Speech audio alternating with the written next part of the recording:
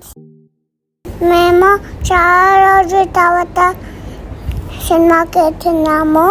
చాలా రోజుల తర్వాత నేను ఎందుకు అంటున్నాడంటే, ఈ కంట్రీలో ఇండియన్ మూవీస్ రిలీజ్ అవ్వవు.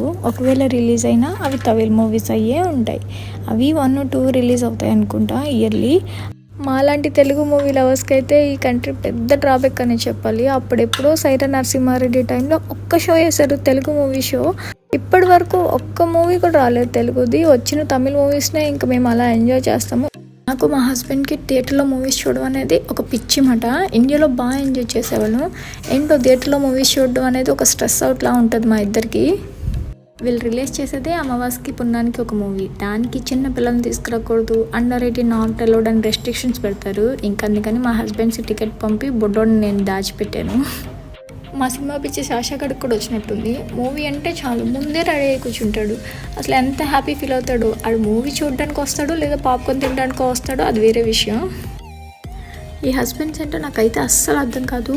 మనల్ని డేట్ అని చెప్పి బయటకు తీసుకొస్తారు కరెక్టే, కానీ వీళ్ళేంటో ఫోన్లే లవ్ చేస్తారు. పోనీ నేను వెళ్ళి అక్కడ నుంచుంటే ఫోన్ ఆపుతాడేమో అని చూస్తే ఆపడే. ఎంతసేపటికి అటు సైడ్ మాట్లాడేది ఒక అమ్మాయి అయినా ఫీల్ అవ్వచ్చు, పోనీ అబ్బాయే ఉంటాడు. దాంట్లో ఇంకో లెవెల్లో ఉంటారులే. నా ఫ్రెండ్ తమిళ్ వ్లాగర్ కనిపించింది. ఇక తన వ్లాగ్లో పెట్టుకున్నానంటే ఒక వీడియో తీసా.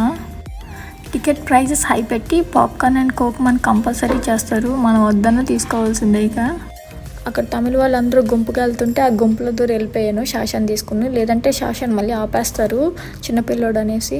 మూవీ నేమ్ వచ్చేసి గుడ్ బ్యాడ్ అండ్ అగ్లీ. అక్కడికి వెళ్ళాకే తెలిసింది నేను మోసపోయానని. ఎందుకంటే తమిళ్ మూవీకి ఇంగ్లీష్ సబ్ టైటిల్స్ ఉన్నా నాకు అర్థం అవుతుంది. తమిళ్ మూవీకి మలై సబ్ టైటిల్స్ పెట్టారు. అరవ మూవీ చూసినట్టు ఉందంటారు కదా, అలాగే ఉంది నాకైతే అచ్చంగా.